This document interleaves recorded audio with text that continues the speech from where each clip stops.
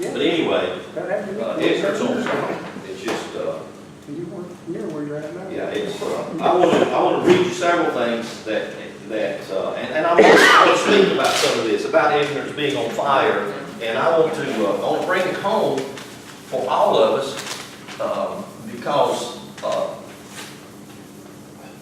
you are your own best friend or your own worst enemy. Even though you may think it's somebody else, it is not. It is believe it or not, it's a personal journey.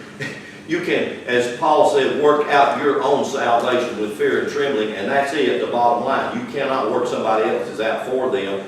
And I know for years as a minister, and I've been doing this now for 36, going toward 37 years, I thought it was my job to make you work out your salvation. I thought that's what I'm supposed to do. I'm called to do that. And then I finally realized it's all I can do to work on my own stuff.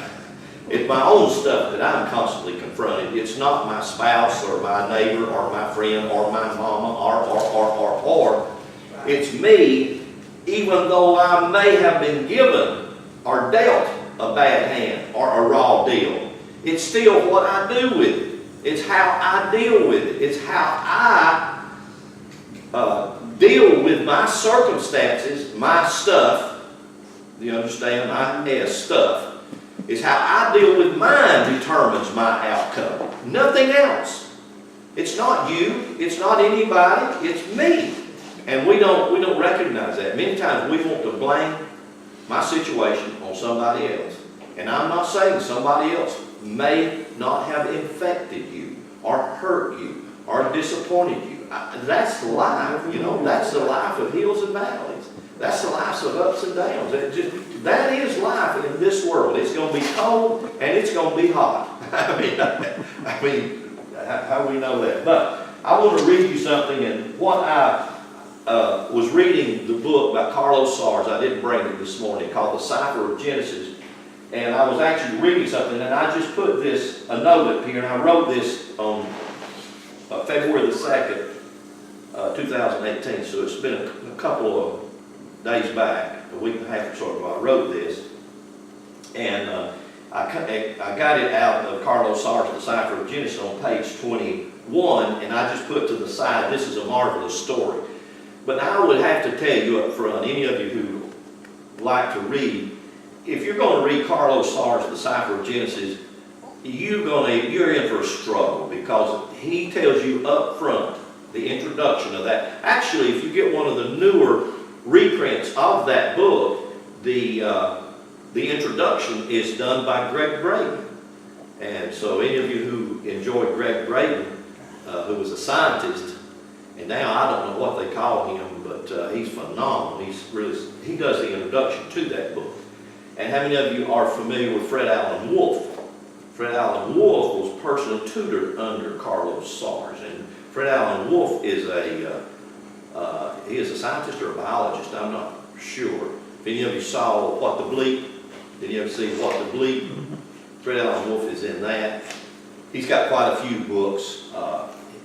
Anyway, I got this. So if you're going to read Carlos Sars, just up front, I'll tell you up front, it's a difficult read. Carlos himself says if you're going to understand what he's writing about, you have to memorize the Hebrew alphabet. So that's a prerequisite to even understand what he's talking about. And so it's not necessarily an easy read, but it's stuff that has really learned to resonate with me. So I want to read you this, and I want to say up front, I know that some of the things I say and some of the things that I write and I talk about are difficult for the majority of our thinking that's traditionally rooted. Do you understand what I mean? Traditional thinking that's rooted. And I know that. So, the beauty / disappointment, and that's, I put a big question mark. The beauty / disappointment. I would call them contrasts. And I think you'll see what I'm talking about when I say that, and what I'm wanting to say when I start to share the things I'm going to share. The beauty or the disappointment of the human Adamite race,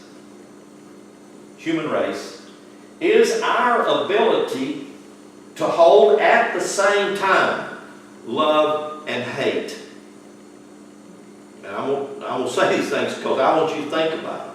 Because if you think that you're not, you're lying to yourself, and that's the conundrum and the greatest problem we've got. It's hard to be honest with yourself. It's hard to speak the truth to yourself. We won't speak what we call a truth to everybody else, but it's hard to look in the mirror and face my own truth. So, the human or Adamite race is our ability. This is what we have. We have an ability to hold at the same time love, hate, courage, fear, hot, cold.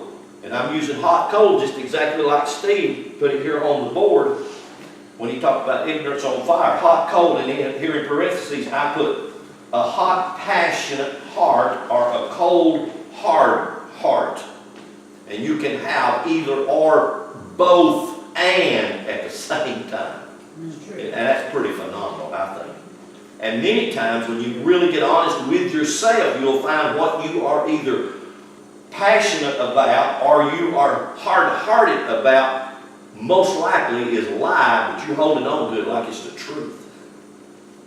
And I'd like to give a lot of examples of that of my own life, but I would have to open up some very intimate personal things for you to hear that, and I don't mind doing that so that I could be transparent, but at the moment, at this present moment, I won't do that.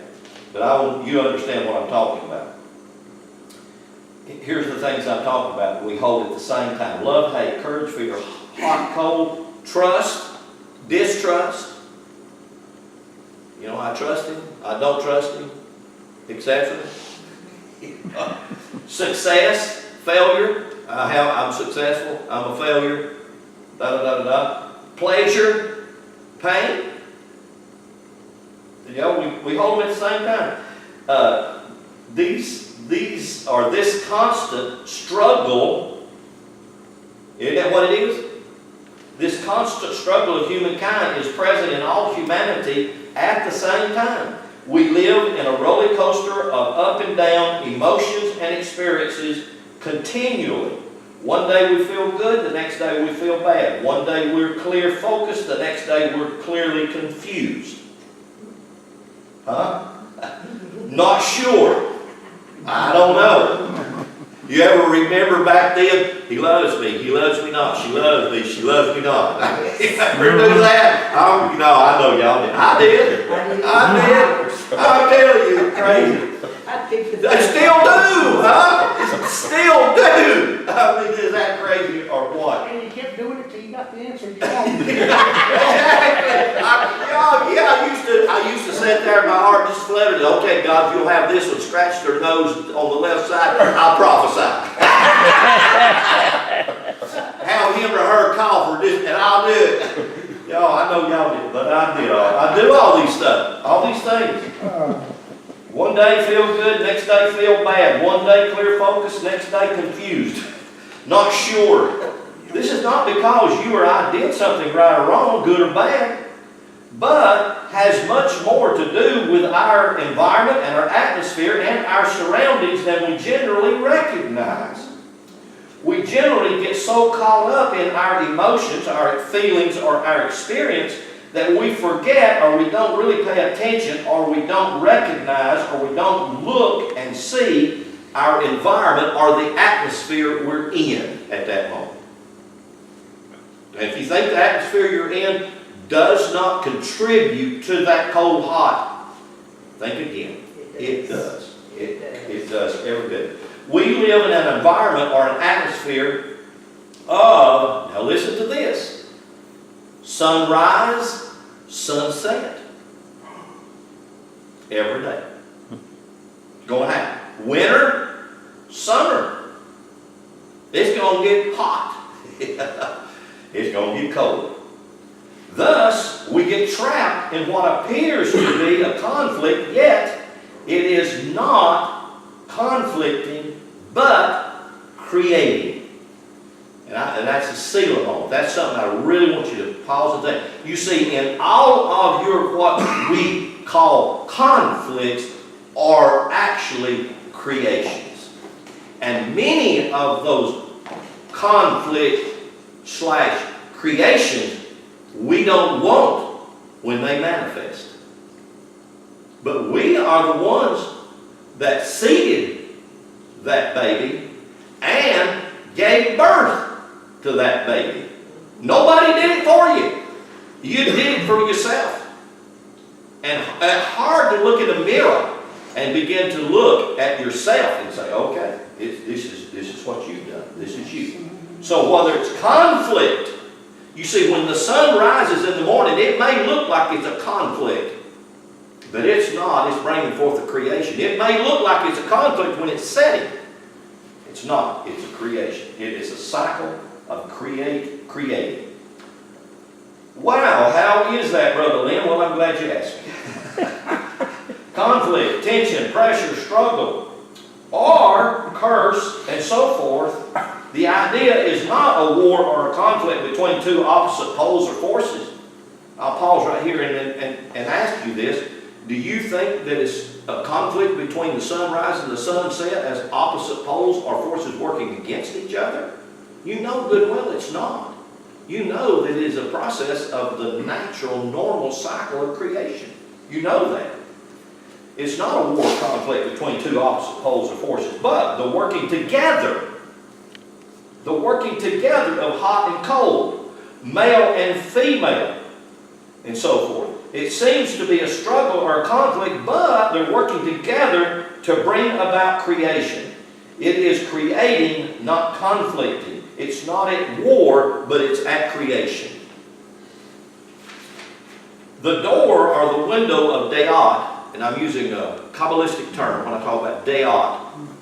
In the New Testament, we have a phrase, and we call that revelation knowledge. And under that idea or concept of revelation knowledge is the idea that knowledge came to you outside your own ability to think or to know that particular thing. Have you ever had that happen to you? All of you do. We have that happen to us. That's called revelation knowledge. Well, in Hebrew, that's called Deot. It's a door or it's a path into the unknown, i.e. God, because really and truthfully, God is a poor term to try to describe what's unknown, because in reality, that's what it is. It's unknown. We can give it all kinds of words. We can call it Allah. We can call it Buddha. We can call it Jesus. We can call it God. We can call it Father, Source, and on and on and on. But the honest truth is we really don't know what it is. But we do know it is. We know that, okay? So that word Deot in Hebrew actually is a door or path into the unknown to make it known. Okay? So you can think about that. It draws from the unknown, spirit or divine, into the known, the natural, the physical, the psychological. Truth. That's what you remember when Jesus was brought before Pilate in John, I think it's John 7, John 18, and Pilate said to Jesus, what is the truth? And people ask that question constantly, what is the truth? Well, it probably would be better you could say, what is your truth? Because your truth could be a lie that you're very passionate and on fire about, just like the rapture that you don't believe and you know is a lie.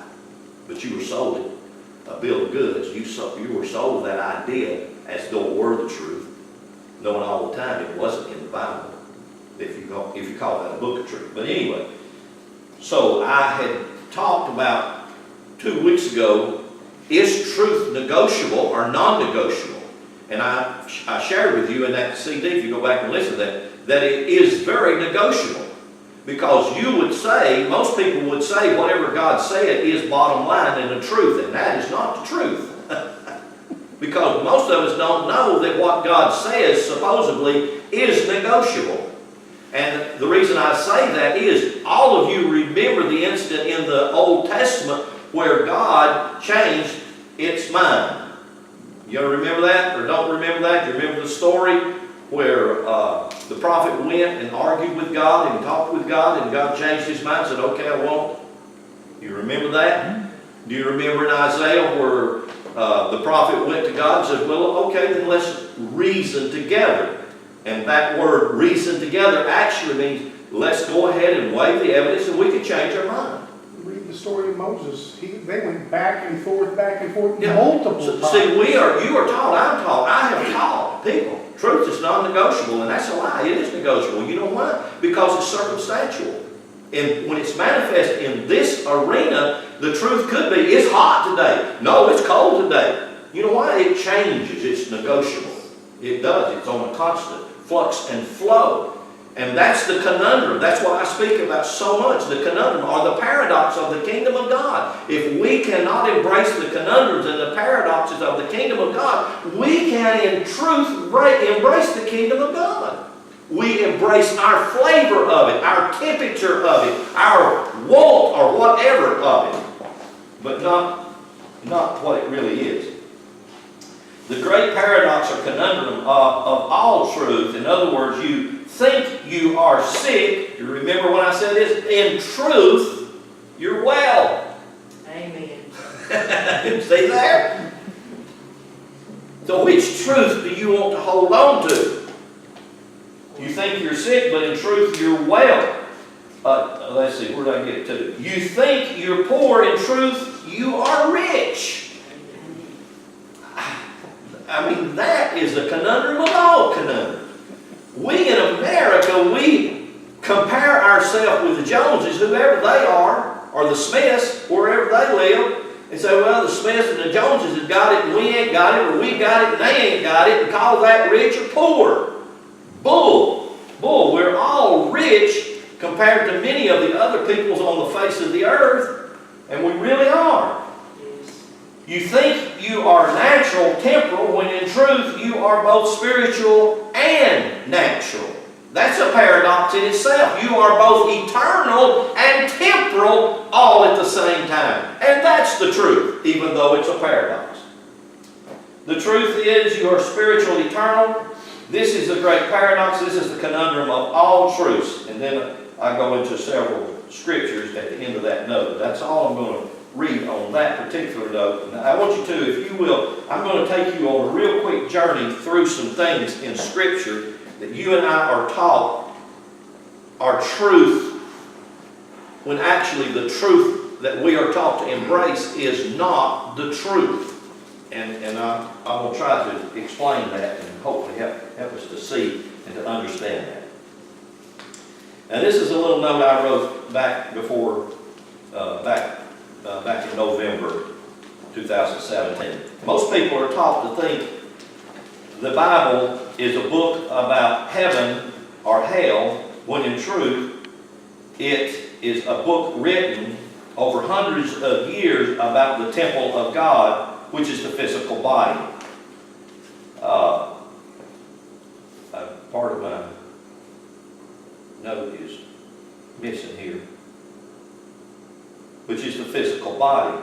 As we relearn, and I know it probably is not proper English, Suzanne will rewrite that for me. She'll straighten that out. Thank you, Suzanne. I love you. She is, her and John are a tremendous blessing. As we relearn how to read and to understand the ancient mysteries, we will again awaken to our true self, which is really our God self. Because our true self is eternal, but we temporarily get to experience this dimension called the earth dimension, the physical dimension, and it's a wonderful, beautiful dimension. Everything we do not know holds the miracle for the things that we long for. In order to find the things we inwardly long for, we must practice the unknown or the things we don't know. That's a conundrum too. Practicing, here's what I want you to get, openness. Do you understand what openness is? Practicing openness. Openness is an ability that you embrace where you do not turn somebody off just because you don't agree with them or you don't think like they think. You open yourself up to see if possibly what they're saying or what they're thinking or what their example is could be something you could resonate with. And if you open your mind, you'll find that to be the truth. Openness. It's a difficult thing to practice. Openness through silence or no mind meditation will carry us into the realm of the unknown. And that's what the Bible is a book about. It's a book about the unknown. It's not a book about that which we have been taught. In other words, history. It ain't a history book. I know that upsets people when I say that. It is not a history book. Never was written to be a history book. It's not a history book about a special people. It's not a history book about chosen people. It is a book about you, the temple of the living God. And it tells you that very clearly in the book, that it is a book about the temple of God. And the temple of God is your physical body that God itself built to dwell and to live in this dimension. And He constructed it and He built it the way that it needs to be constructed and the way that it needs to be built for His experience through you. Therefore, if there's 7 billion people on the planet Earth, there's 7 billion different expressions of God on the earth. Because that temple is the physical body. It's not a place in the Middle East. It's made out of brick and mortar and stone, boards, etc. It is a temple that is the physical body structured in the womb of your mom. And that's what the Bible is about. It's about that book. The physical body is a machine made of atoms and molecules. Beneath the atoms and the molecules is energy. And energy is not seen, but it's known. In other words, we know it's there even though we can't see it there. It's still there. It's just like this room is filled with energy. Therefore, the presence of God is filling this room as energy and you can't see it. And so, therefore, it's like, I think Kirby, someone was talking about last week or week before, we're talking about the air that we breathe is the air. There's so much air that's been in this earth for billions of years. It's still in this earth. You may be breathing the very air that the Old Testament supposedly characters that aren't real breathed. Yeah. What I mean by that? Well, that example. If there is a literal Jesus, and that's fine with me, I am not against that. I don't know why people think I am. I'm not against that. If there is a literal Jesus, you may be breathing the air He breathed. So the very air He breathed, you be breathing yourself. It's very possible. And it's called energy. Energy cannot necessarily be seen. The life that is actually living through you as you cannot be seen. Your body is moved, lives, or its movement constitutes its life by the unknown energy. And that energy, or energy field, we generally call that field God. So if you'll open your Bibles, it's real simple. I'm just going to start with Genesis chapter 1, verse 1, on the song Marvin sang. Beautiful, beautiful song. And I want to show you where.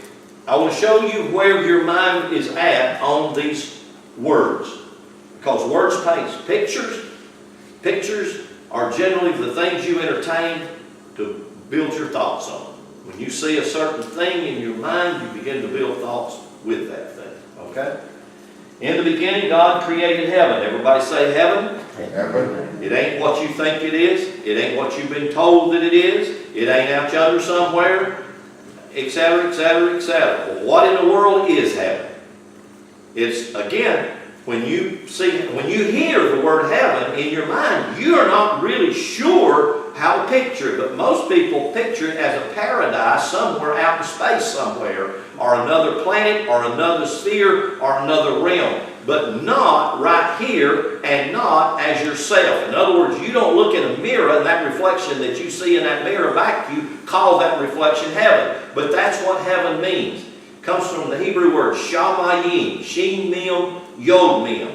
And you've heard me say it enough, maybe not enough, but you've heard me say it a lot. Shin mim refers to waters above, rainwater, fresh water, which deals with your lymph node system in your physical body. And waters below deals with salt water, which deals with your blood system in your physical body. So when you're talking about heaven, you're talking about two aspects of the design of your physical body. that which is above and that which is below. Both of those make up your physical body. I could call it the spiritual you, which is eternal, and I can call it the physical you, which is temporal. Both of them make up you. Not one of them more than the other, both of them equally, and that's what the word heaven is. I realize it's hard for you to understand that because we've been taught so long a lie and called the lie the truth. And I won't put it on the board. I put it on the board dozens and dozens of times. But please, if people who hear these CDs, if you have a problem with it, just look it up. Because you'll find in Genesis chapter 1, one of the introduction of Genesis chapter 1 are the waters above and the waters below.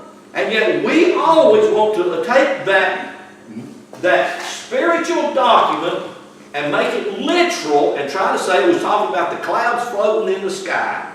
I used to teach that. It's the clouds floating in the sky and the water in the ocean and the rivers. The waters in the ocean and the rivers are below, and the clouds floating in the sky are above. But that's not what it's referring to. All you have to do is look up Shin Mem, that's two Hebrew glyphs, and Yod Mem. And you can see it's just plain right there. So that's one thing. That's the first thing I want you to realize. Heaven is you. So you don't have to go somewhere to be you, do you? You got to die to get there to be you? You don't have to. You can. But when you do, you get to come back down here. Or here. Whether it's up or down, I'm not sure. But heaven is you. So when you look in the mirror, you're looking at heaven. You're looking into heaven. You're looking at you. That's you. And earth. Now here's another conundrum. Here's another one. What is the earth? And again, when I talk about the Hebrew word for earth, eretz, and then listen to this word, earth. I will put this one on the board because I do want you to see this one. Aleph, Rash, and Tasad. This is number one. There's three glyphs that make up this word, earth. This is called Eretz. Aleph, Rash, and Tasad. Now, and this is going to be the theme of a lot of what I'm talking about, making known the unknown this morning. Is this yours, Bill? Making known the unknown. And so in gematria, if we do this, 900 plus 200 is how much? 1100 and plus 1 is what? 1101, which equals, doing gematria, which equals 1, 2, 3. Now, 3 in Hebrew is the Gimiel. That's how it looks. That's how the Gimiel looks. Number 3. And if I were to tell you you are a 3-part being, you wouldn't have no problem with that, would you? Spirit, soul, body, mind, will, and emotions. Everybody knows that. Now here I'm going to tell you that you're a 3-part being, and hold on to this. Hold on to this. You are male, female, and divine. Those are the 3 parts. And this number 1, Aleph always refers to number 1, our God, our source, our it, whatever you like to call it, power. Number 1, Aleph. This is number 200, Resh. Always, Resh, by the way, in Hebrew is masculine, positive, fire, seed, word. See, if you're a woman and you can talk, that's masculine. You're spewing a seed. If you're a woman and you can do that, how many of you women can do that? Most of them I know do it good. Little pun there, just a little pun. Everybody. That's masculine. Oh, now looky here. Tasada, final Tasada. This is the last glyph in the complete Hebrew alphabet, number 900. This number here, guess what? It's feminine. Actually, this word, it carried from, see, it goes in Hebrew, it goes from 990 to 900. Every one of those glyphs are feminine in character and structure, and every one of them refer to the feminine energy of creativity. My God, look at this word we call earth. It deals with God or divine or the power or the source behind everything. Male, seed, word that comes forth. Where? To go into the womb of the feminine. Why? To be created. That's the word for earth. It ain't got nothing to do with the dirt and the terra firma that you're walking on. But you've been told that. So we don't even get out of the first verse of Genesis 1 until we are way off base as to what it's saying.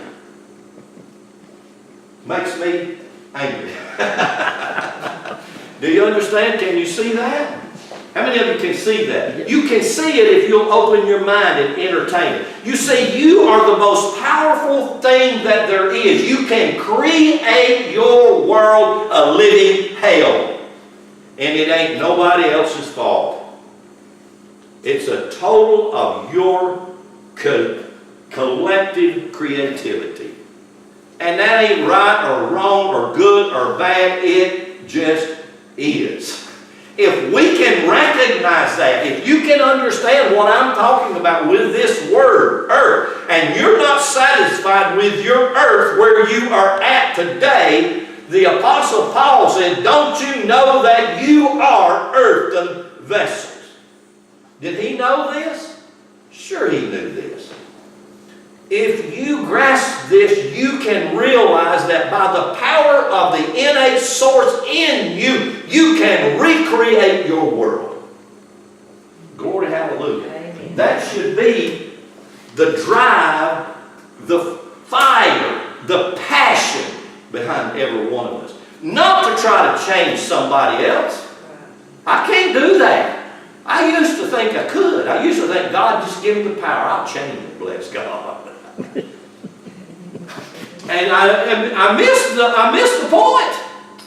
I missed the very one that I'm here to work with. Me. It's about me. And that's the first verse. That's the introduction. And I want to say this. The introduction of this book is about the Gimiel. These three characters working together to manifest what's on the earth. Now, if we've manifested war, if we've manifested chaos, if we've manifested all of the corruption that we've got going on in the earth today, where we are at a point of destroying one another, we've done that. That's not God. That's not the devil. That's us. Which we are both God and the devil. That's probably that's the whole problem. I know that it's difficult for most folks to hear and to understand what I'm trying to say, but if you'll try to just open your mind, open yourself up, you'll begin to see the things that you've never seen before. And I mean, that's why to me this is such a marvelous, wonderful book, is because of what it says. Now, come down with me to verse 3. And I may have to skip a bunch of this because I would like to get to certain things, but I want to give you some examples. Verse 3, and God said, let there be light. Everybody say light. Light. Light. Okay, this is the Hebrew word for light.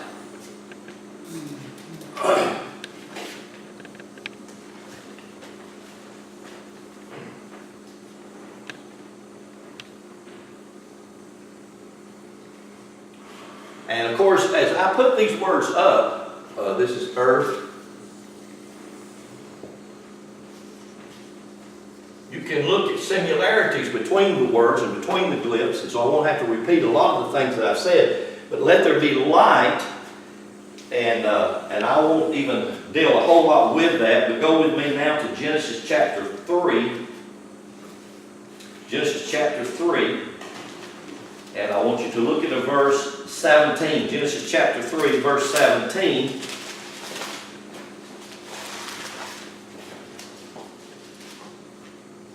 And what I want you to do is, if you see that these words have similarities, these compilation of the Hebrew glyphs, if you see that there's many similarities to these words, then you should be able to understand that many of these words can be, in their similarity, can be synonymous in some degrees with each other.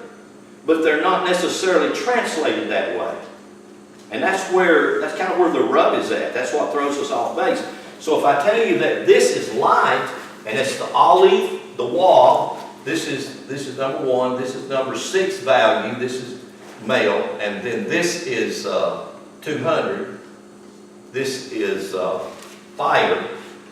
So you have olive, wav, fire, rash, which is light, translated for the word light. Now look at the closeness of these two words. This is olive, rash, rash. This word is translated curse. Probably the most misunderstood word in the Bible. What this word really means, because you have 2 rashes, what this word really means is tension. And I promise you, the baby built in the womb of a woman, that's the most important ingredient building it, is tension.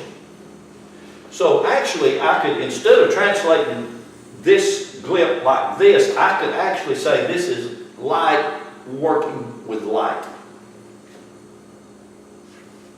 Called curse. That's how, and boy, we have a whole religious plethora. Let me show you something else about tension. Let me just put a word up here.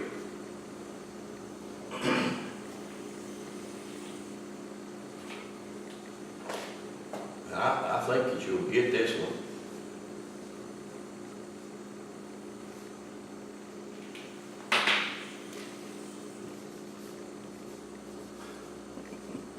Huh?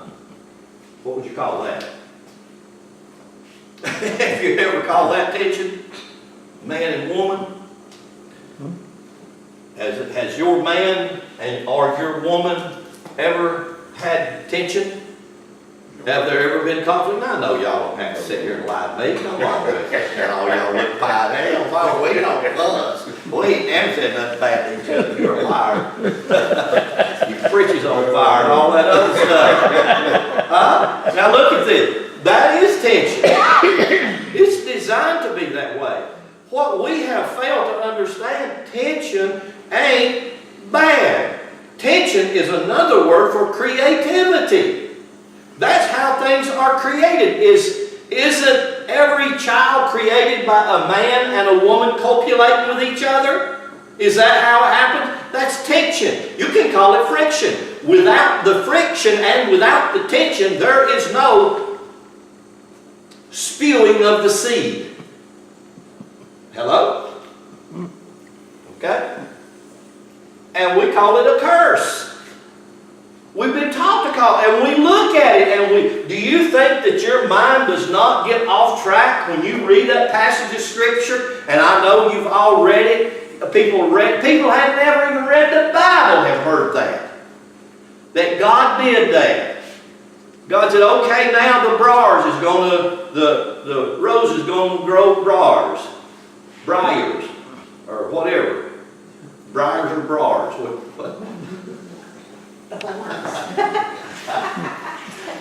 It's stickly things, you know. If you get in the patch, it can get the blood out of it. Okay. Now that's that word. Now I want you to go with me to Genesis chapter 8. While we're passing right here, I want you to look at something with me. And I say this a lot, and I realize it kind of tongue-in-cheek to get people to think. Mainly I say it to get people to think because I'm trying to show you the stories of the characters aren't literal and the stories aren't true as far as a historical setting. They're just stories. They're mythologies. And the mythologies has a lot of filler. It has a lot of stuff that's not true, but it's there, it's put in there so that you can make a story out of it. And if we can understand that, that's how a myth is created. A myth is created to engage something that's said in the myth, engage something in you to cause it to spark or come alive and make you alive. That's what a myth is about. It's about a way of telling a story with power and with intent so that something in that story sparks that fire inside you and causes you to come alive. And that's what these are. These are myths and stories. And this is This is a pet peeve, it's a favorite one of mine, but look at this in Genesis chapter 7. We're coming past Genesis chapter 7. Look at this with me. Verse 12 says, "And the rain was upon the earth 40 days and 40 nights, and the selfsame day entered Noah, Shem, Ham, Japheth, and the sons of Noah's wife, 3 wives and sons, and all of them, a total of 8. A total of 8. That's the Hebrew che'at. And that, of course, you know what that means? That means an eternal motion, or an eternal. The number of these characters is 8. That's all I'm trying to say. That's how many there were. Noah and his wife, the 3 boys, and their 3 wives. Total number of 8. Simply means that there is an eternal, or something about this story has an eternal aspect to it, or a creative aspect to it. But look, and of course, you know, when it begins to rain, hallelujah. Then come down to verse 19 and look at it. It says, "And the waters prevailed exceedingly." Well, let me back up and read verse 11. I'm sorry, I should have read that first. In the 600th year of Noah's life, in the 2nd month, the 17th day of that month, and all you got to do is gematria on that, and you'll get a whole different picture. In the 17th day of the month, the selfsame day, where all of the fountains of the deep broke up, and the windows of heaven were opened, and it began to rain. Woo! Hallelujah. Now look at verse 19. "And the waters prevailed exceedingly upon all the high hills that were under the whole heaven were covered 15 cubits." That happens to be this amount.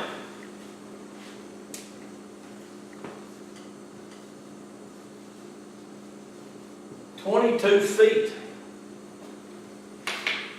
of water to float a boat that's 400 foot long, 44 foot deep, and about 55 or 60 feet wide. You're going to float it in 22 feet of water. Actually, one translation I looked at does actually say 22 feet. And how high is Mount Ararat? I forget, I used to have the figure. It seems like it's 26 or 27,000 feet. Well, I'm going to tell you, 22 feet just don't cut it. Right there in your book. Now, that's just a little side. Okay, Genesis chapter 8, look at this right here. This word, verse 4, it says, "And the ark rested in the 7th month, 17th day of the month, upon Mount Ararat." Mount Ararat. Now,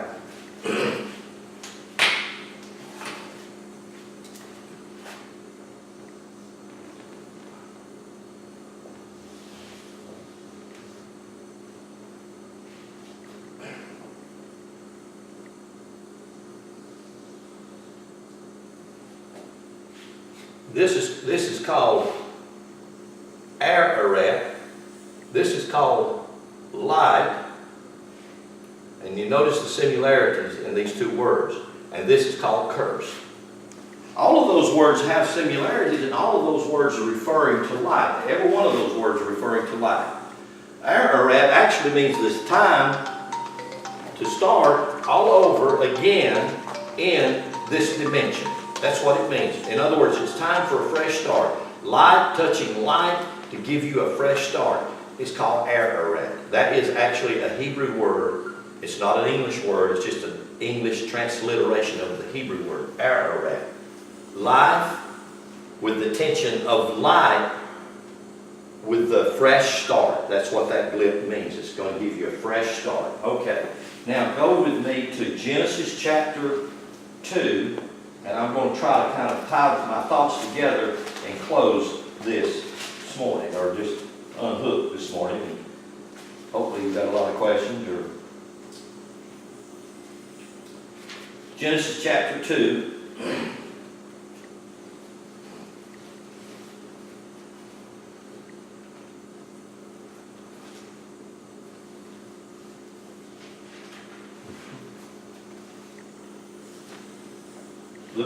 Look at verse 23.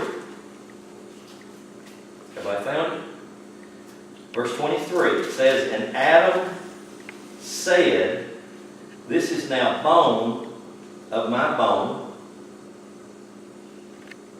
this is now bone of my bone, flesh of my flesh. She shall be called what? Woman. Woman. Esh. That's the Hebrew word. Esh. Esh. Now, when you read that, I'm going to tell you what you thought of right here. When you read that, here's what you thought of.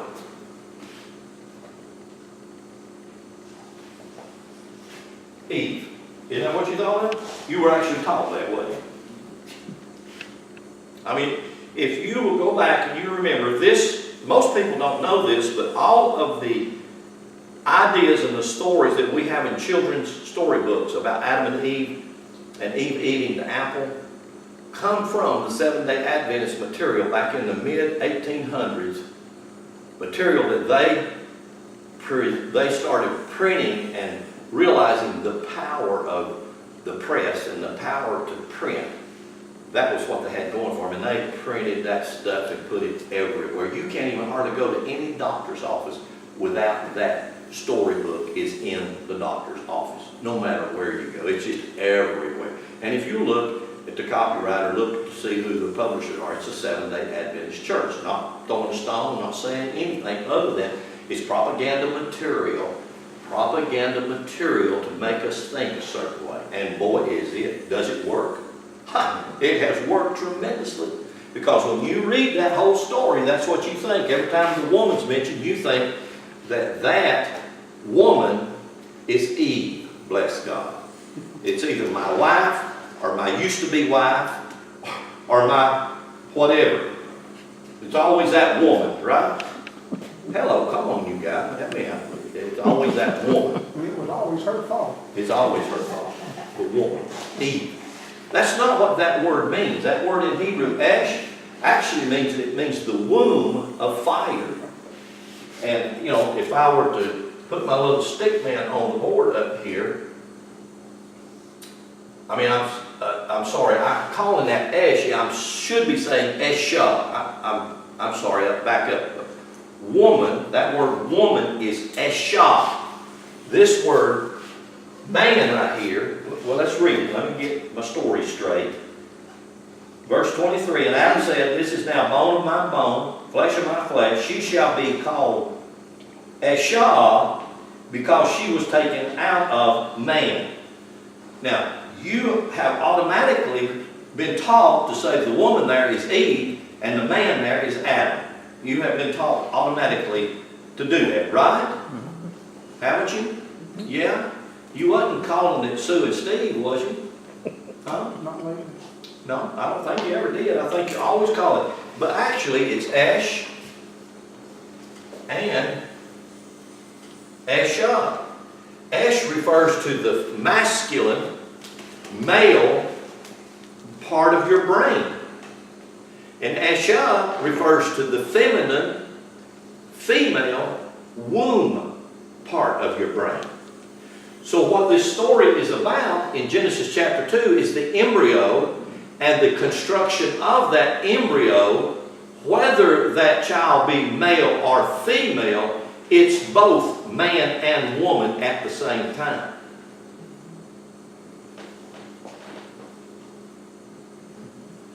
So actually, this tension between this man and woman is not outside you.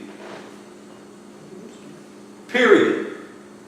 The tension that the creative aspect that we face is myself, my feminine, my masculine, my esha. It lays the groundwork for everything in the natural realm that's created. But that's not how we're taught to look at the story. We always isolate the man or male as a man or a male. And we always isolate the woman or the female as a woman or a female. But we never look at it to say, this story's about me. If I'm talking about Abraham and Sarah, I'm talking about me. I'm not talking about a man and a woman who do some dumb things. I mean, you know, I think most all of you women got a little ticked at Sarah when she offered Hagar. I guess. How would you How would you like for the lady that comes to clean your house, your wife said, well, why don't you take her in the bedroom and y'all make a baby or whatever, do whatever you like. How many of you wives would do that? No.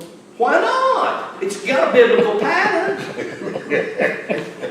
Come on. There ain't nothing wrong with the house cleaner. You know, she's pretty and all that stuff. So let's make a baby.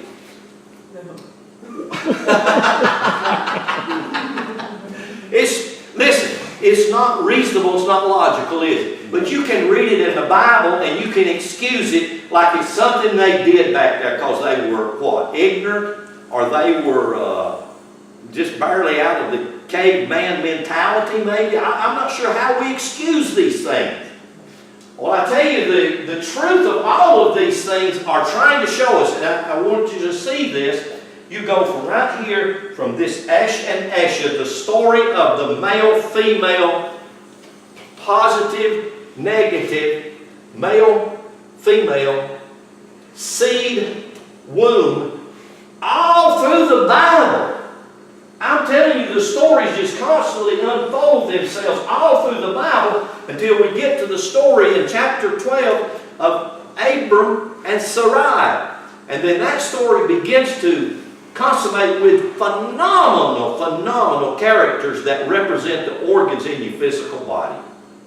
And as you begin to see those characters representing the organs in your physical body, and you begin to realize this book is an analogical book about me.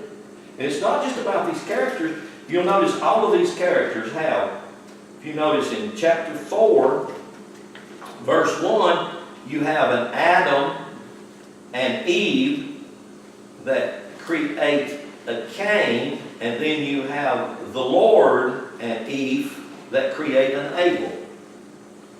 And then you come over to Noah and his wife, and they create a Shem, Ham, and Japheth. And every one of these characters have a wife. You ever notice that? Every one of them. You go all the way through here, and I mean, it's just story after story, and then come over to Genesis chapter 12, and I will just close with this one. Genesis chapter 12, verse 1. Because I want us to understand that this earth, we've been so far off on the Hebrew with this word earth, not realizing that it's referring to the divine, the human, the male, feminine aspect of your being. That's what the earth is. It's the three. Mind, will, and emotions, spirit, soul, and body. And the whole Bible built off them three. Because you look at it and you think, well, there can't be any tension if there's not a man and a woman, a male and a female. And you have to realize that's your creative ability. So all of the things you struggle, all of the things you face, all of the things that are seemingly tensions in your life, they are the results of you. It's not somebody's fault. It's not somebody I can say, I'm going to blame you.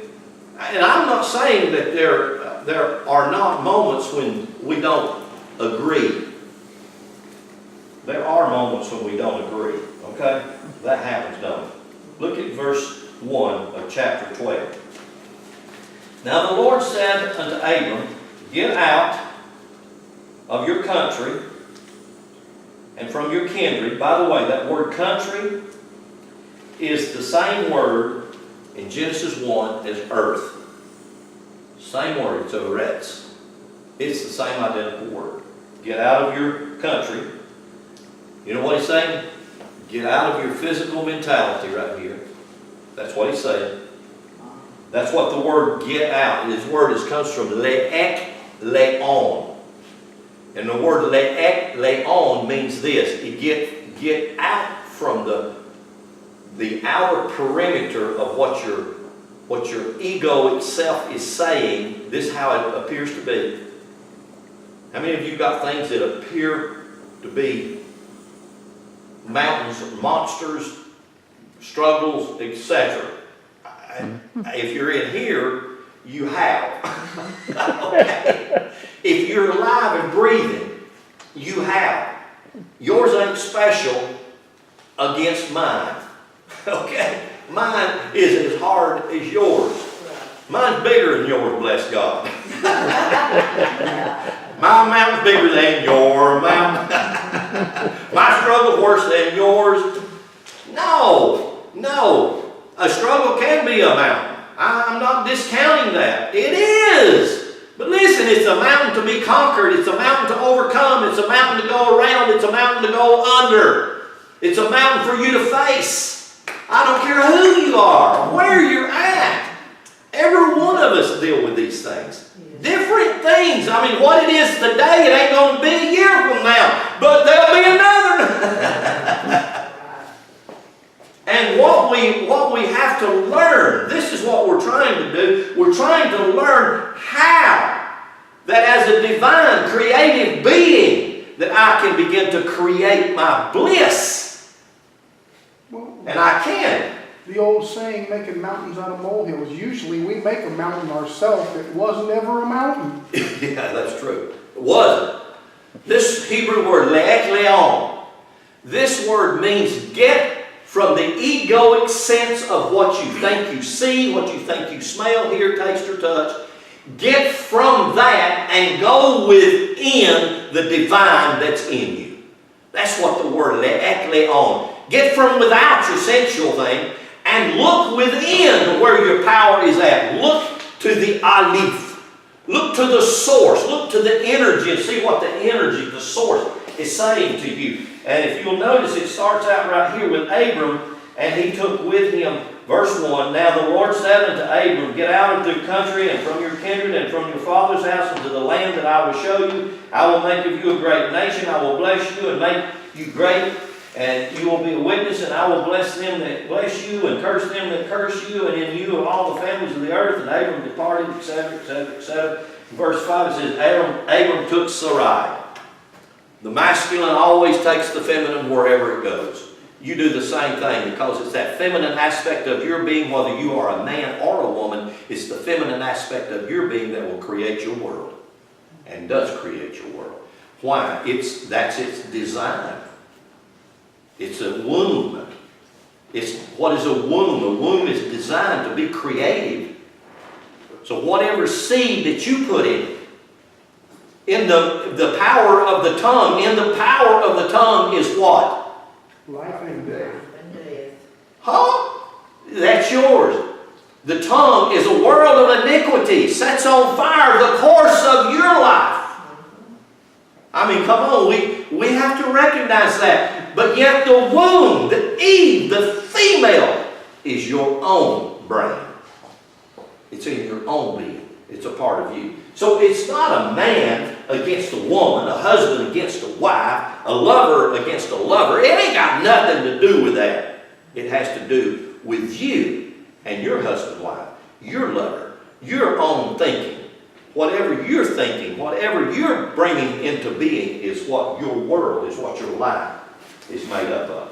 And every one of us, glory to God, hallelujah. You know, let me get me a Pentecostal jerk going on here, son.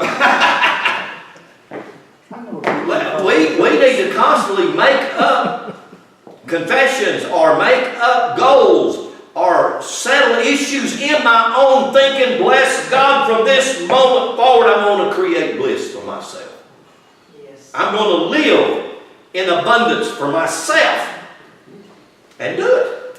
Because we can do it. We can start right now and do it and begin to make it a reality. Amen? Amen. All right. Hallelujah. I'll just unhook right there. Whew. Any questions? Comments?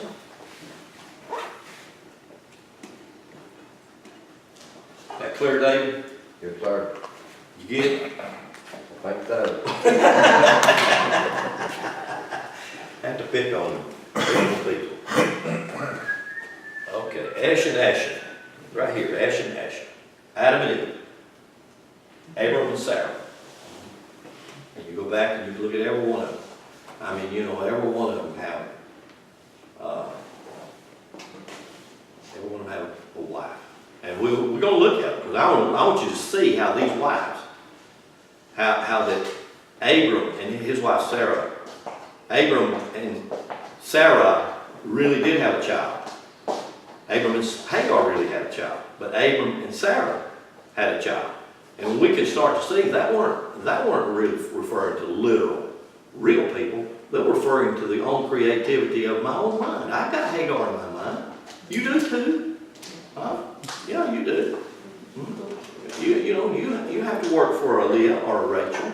Every one of us do. We have a Leah and a Rachel. I told you, if somebody said that Leah was the ugly one, I said, no, she was the other one. They were both beautiful. Good gracious. What ugly. You see what I'm saying? Every one of them have. And when you go through there and you start looking at them characters, I want you to start thinking. I want you to realize, you begin to understand, this is where the tension, the struggle that I'm facing. It's the womb of my own thinking.